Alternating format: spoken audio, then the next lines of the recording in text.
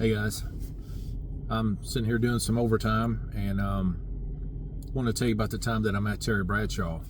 So I was a huge Steelers fan growing up, really from the first time that I could figure out what football even was. It was the Steelers that were the dominant team, and I started liking them. I didn't really know what was going on when they played the Vikings in the Super Bowl, but fast forward to Super Bowl 10, and I was at the age where I could understand it, and my dad, my uncles, they all loved watching football, so I started watching Terry Bradshaw sling it all over the field to Lynn Swann and Jack Lambert taking care of business out there, and so I was hooked after that. And that was 50 years ago. So I have always loved Bradshaw, and he and Lambert were two of the guys that I would love to meet. And so fast forward a few years, and I'm a state trooper, and I'm on the governor's detail, and the Derby is Kentucky's Super Bowl. And so everybody comes from all around to be a part of that, and if you haven't been able to get to it, you should. It's something that everybody should get to experience, whether you bet or not. It's just a crazy atmosphere. And so Terry, from what I gathered, is very much into breeding horses, and he has them, the ones that compete in some of the undercard races at the Derby. And he had been to several different ones over the years, and someone told me on our Oaks Day, which is the day before the Derby, it's kind of like a smaller scale, but still a big deal. And so he had been there at Churchill Downs on that Friday.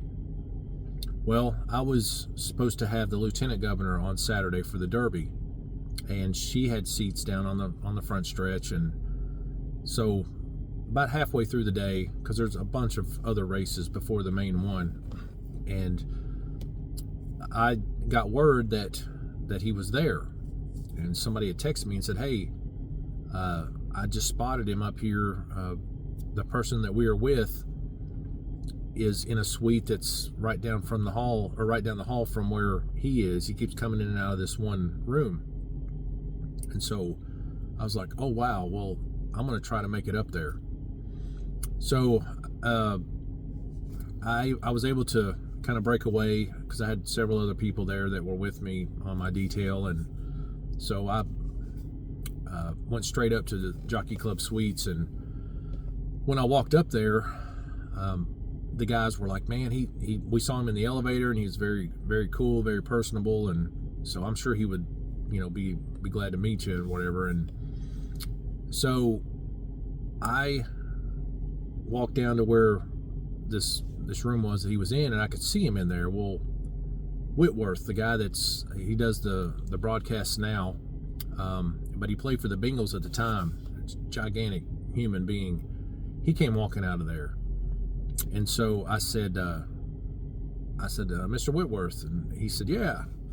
And I said, hey, I'm Derek. I'm a trooper on the governor's detail. And I said, odd question. I said, but I grew up a Steelers fan, and I said, Bradshaw was my idol. And I said, I saw that he's in there with you. And he said, yeah. And I said, do you know him very well? And he goes, Terry? And I said, yeah. And he goes, yeah. He said, what do you need? And I was like, well, I said, I don't know that I'll ever get another opportunity to meet him, but if he is not busy, I said, I would love to just shake his hand and tell him I'm a huge fan or whatever. And he said, oh yeah. He said, no, he won't care a bit. And so I saw him walk back in there, and he went straight over to Terry, and he said, before he walked in, he said, what's your name? And again, and I told him, and so he walked in there and bends over and tells Bradshaw something in his ear. And so Terry kind of looked over at the door and got up, and he walked over to the door, and he goes, where's Derek?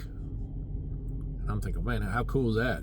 For him to say my name, first of all, but I say, I'm right here, Terry. I said, I'm Derek Hall. I'm a governor's detail trooper, and I said, but I've been a Steelers fan since I was a kid, and I said, and I grew up watching you, and I said, I've always been a fan. I've always wanted to meet you.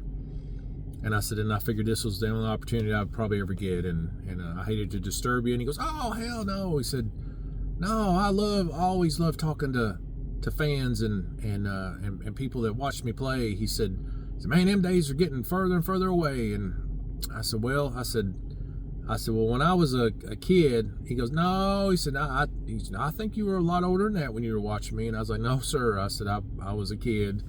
And I said, and I even took a picture of the helmet that I had, that I cut your number out of white tape and put on the helmet. And I said, and then I've got the book that my parents got me when I was 10 years old. That was your biography or autobiography. And I said I took a picture of him here just to show you in case I ever got to meet you. And so I showed him, and he just thought that was the coolest thing ever. He went on and on about it, and thought that was great. And so that was pretty cool too. And he said, well, let's get a picture. And so I said, well, I want to shake the hand that threw all those touchdowns. And I said, it's an honor for me. And so I turned around and took the picture, and I'll show you the picture here. You can see it. I don't know how well it's gonna, but that's me with Terry, and even tried to get it to where I could show that it was shaking his hand. But yeah, just super cool. And he was so gracious, and I think he'd had a few drinks too, which probably helped. But just what an honor.